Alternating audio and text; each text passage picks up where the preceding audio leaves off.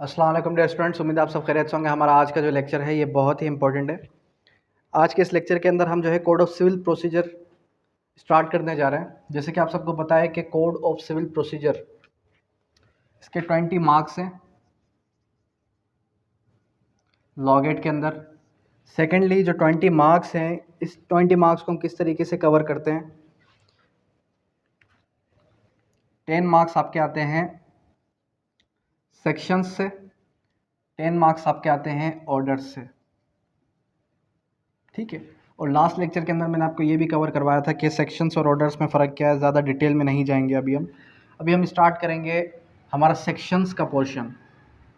अब जो सेक्शंस का पोर्शन हम स्टार्ट करने जा रहे हैं, तो सेक्शंस वाले पोर्शन के अंदर आपको पता है कि सबसे पहले सेक्शन 1, 2, फिर 5, फिर उसके बाद 6 to 12 आ जाता है, और फिर उसके बाद 15 to 20 सेक्शन। फिर इसके बाद आ जाता है सेक्शन 47, फिर 75, फिर 96, फिर 104, फिर 115, फिर 151। ये इसका सेक्शंस का पोर्शन है जो अभी हम डिस्कस करने जा रहे हैं। चलें स्टार्ट करते हैं। सबसे पहले हम डिस्कस करेंगे सेक्शन नंबर 2 से। सेक्शन 1 हमेशा शॉर्ट टाइटल बताता है कि दिस ऑर्डर या दिस कोड में be called code of civil procedure, और इसकी जो डेट ऑफ इनेक्टमेंट है वो क्या है, 1 डे ऑफ जनवरी 1909। अब आते हैं सेक्शन 2 की तरफ। सबसे पहला जो वर्ड है कोड, कोड इंक्लूड्स रूल्स, और फिर आ जाता है डिक्री। डिक्री की डेफिनेशन क्या है? Decree means formal expression of an adjudication which so far as regard the code expressing and exclusively determines the rights of the parties. अब decree का मतलब क्या आ गया? एक्सक्लूसिव, डिटरमाइंस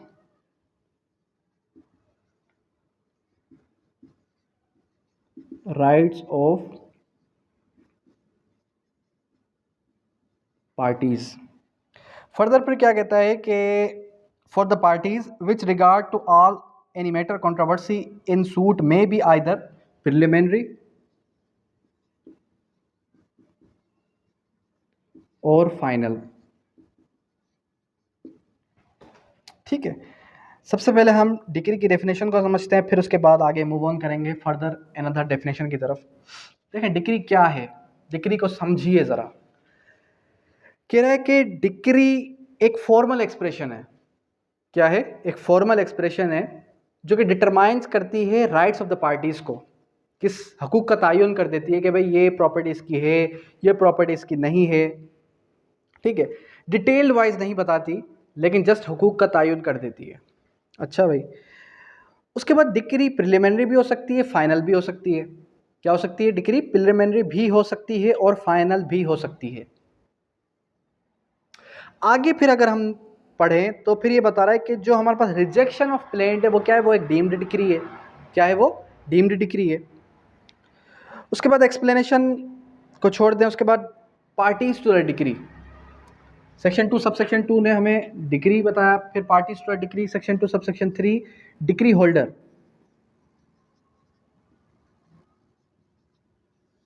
एक आता है डिक्री होल्डर, एक आता है जजमेंट डेटर। जजमेंट डेटर है सबसेक्शन 10 के अंदर।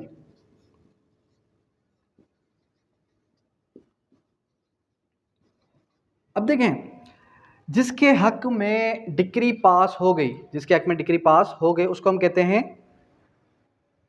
डिक्री होल्डर, और जिसके खिलाफ डिक्री पास होगी उसको हम क्या कहेंगे? Judgment debtor. क्या कहेंगे? Judgment debtor. जजमेंट डेटर मतलब मकरूज है ये शख्स। फिर उसके बाद डिस्ट्रिक्ट की आपको पता है, foreign court means the court which is beyond the jurisdiction of Pakistan. उसके बाद आता है government pleader includes any officer appointed by provincial government. Appointed by provincial government. Provincial government अगर किसी भी शख्स को अपॉइंट करे अटॉर्नी, किसी भी शख्स को अपॉइंट करे वकील, तो उसको हम गवर्नमेंट प्लीडर कहते हैं।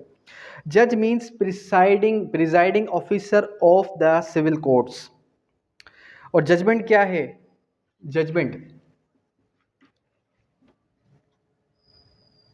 अब यहां पर जजमेंट की डेफिनेशन उसने क्या बता दी कि judgement means statement given statement given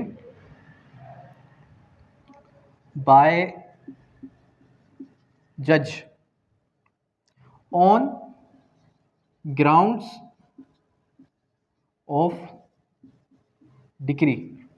decree के ग्राउंड्स पर जो भी जजमेंट, जो भी स्टेटमेंट हो उसको हम क्या कहेंगे, जजमेंट कहेंगे। यानी कि एक किस्म की detailed decision of the court भी हम इसको कह सकते हैं कि judgment means detailed decision of the court. क्या कहेंगे, detailed decision of the court. फिर फर्दर आप आ जाएं किसकी तरफ, लीगल रिप्रेजेंटेटिव कौन होगा।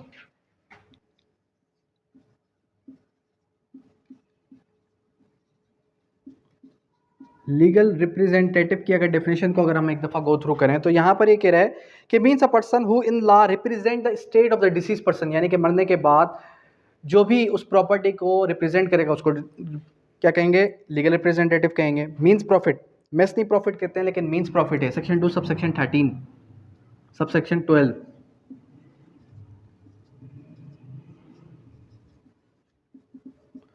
देखें, मिस्टर ए है और मिस्टर बी है।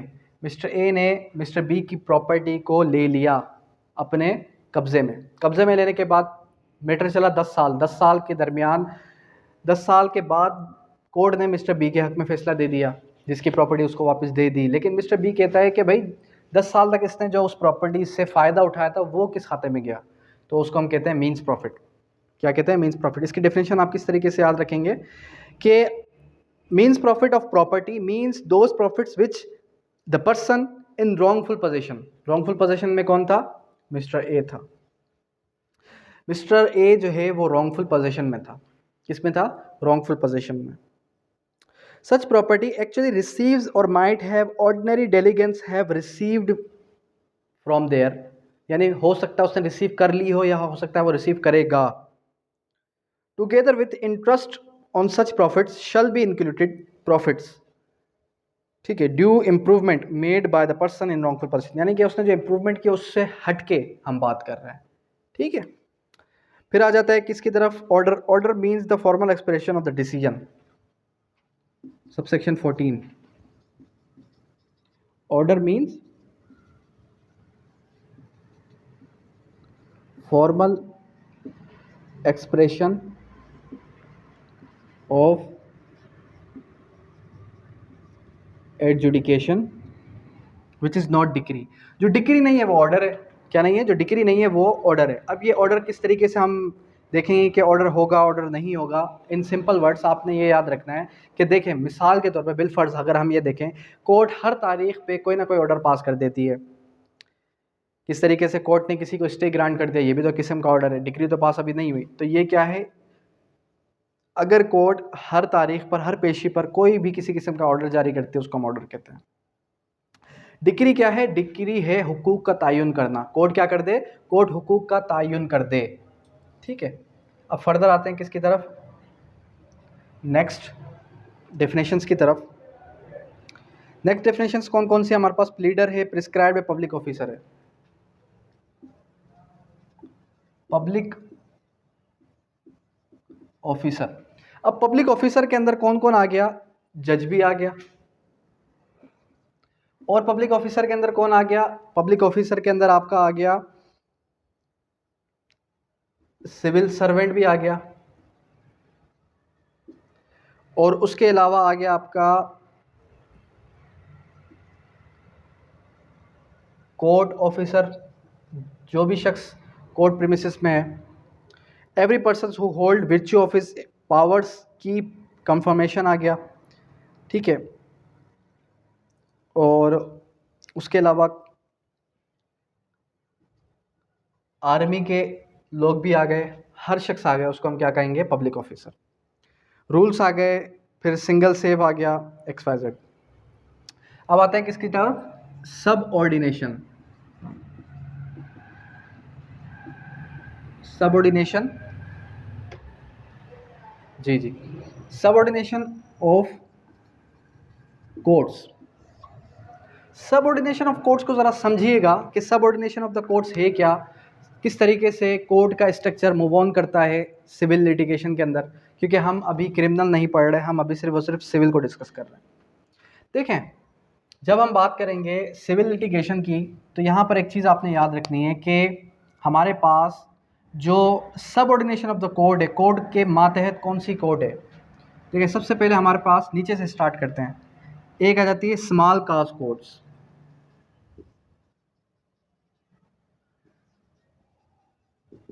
स्मॉल काज कोड्स कौन सी होती हैं, जहां पर पिटी मीटर्स होते हैं। अब ये पिटी मीटर्स आप कहेंगे कौन से हैं, जैसे कि मिसाल के तौर पे 50,000 तक के मीटर्स हों, अगर कोर्ट वो सुन ले तो उसको हम कहते हैं स्मॉल काज कोड्स। इससे अपवर्ड कौन सी कोड होती है, इससे अपवर्ड होती है हमारे पास सिविल जज या फिर मजिस्ट्रेट। ठीक है, इसकी जुरिस्डिक्शन कितनी है, इसकी पिक्यूनरी लिमिट कितनी है, 10 लाख रुपीस। ठीक है, फिर उसके ऊपर आ जाएं आप। अब आते हैं किसकी तरफ, हम अब आ जाते हैं हम हमारे पास सीनियर सिविल जज।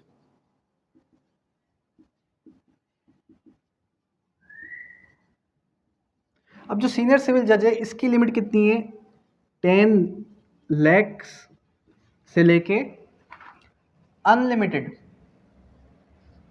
अनलिमिटेड कहाँ आता है, unlimited in interior Sindh, unlimited in other provinces. लेकिन अगर कराची की बात की जाएगी तो कराची के अंदर ऐसा हरगिज़ नहीं है। कराची के अंदर सीनियर सिविल जज की है 6.5 करोड़, और इससे अपवर्ड जितनी भी होंगी, इससे अपवर्ड जो है वो सारी की सारी मूव ऑन करेंगे directly original jurisdiction towards the high court. Clear है। फिर इससे अब अगर आप आ जाएं तो आ जाती है हमारे पास हाई कोर्ट। सबऑर्डिनेट, ये सबऑर्डिनेशन ऑफ द कोर्ट्स का मतलब ये है कि हर अदालत एक अदालत के मातहत है। ये अदालत इस अदालत के मातहत है, ये दोनों अदालतें इस अदालत के मातहत है, और ये तीनों की तीनों इसके मातहत है। एक मैंने मिस कर दी, वो मैंने कौन सी मिस कर दी, वो मिस कर दी आपकी डिस्ट्रिक्ट एंड सेशन जज, डिस्ट्रिक्ट एंड सेशन जज। ठीक है, वो फिर पावर डेलीगेट करके एडिशनल डिस्ट्रिक्ट एंड सेशन जज को कर देता है, जिसको हम कहते हैं subordination of the court, section number 3। अब सेक्शन नंबर 3 के बाद फिर आ जाता है सेक्शन नंबर 4, सेविंग।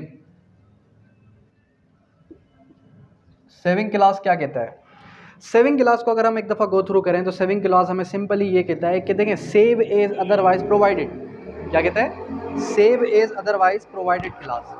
अब सेव एज अदरवाइज प्रोवाइडेड है क्या, क्या आपने इसको कभी समझा, क्या आपने इसको कभी इसकी इंटरप्रिटेशन करने की कोशिश की, हरगिज़ नहीं की होगी।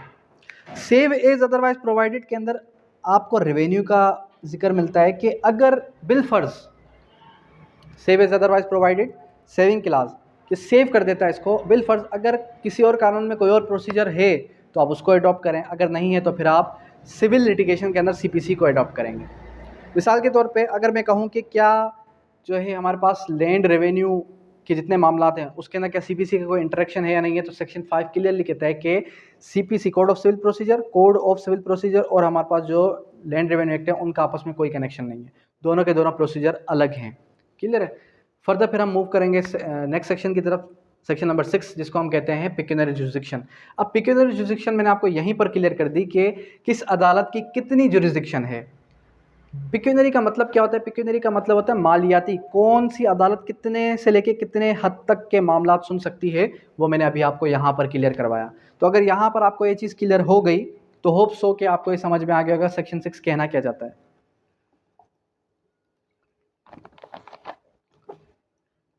फिर आ जाता है section number 7, small causes courts. Small causes courts का भी मैंने आपको बता दिया, यहाँ पे क्लियर करवा दिया। आगे हम जब मूव करेंगे तो हम मूव करेंगे सेक्शन 10 से ऑनवर्ड, जो कि हमारे पास आया था सेक्शन 10 रेस सब जुडिस, फिर रेस जुडिकाटा। ठीक है, अब यहाँ तक कोई क्यूरी है, कोई भी किसी किस्म का सवाल है, कोई क्वेश्चन है तो आप कर सकते हैं। Thank you, that's all.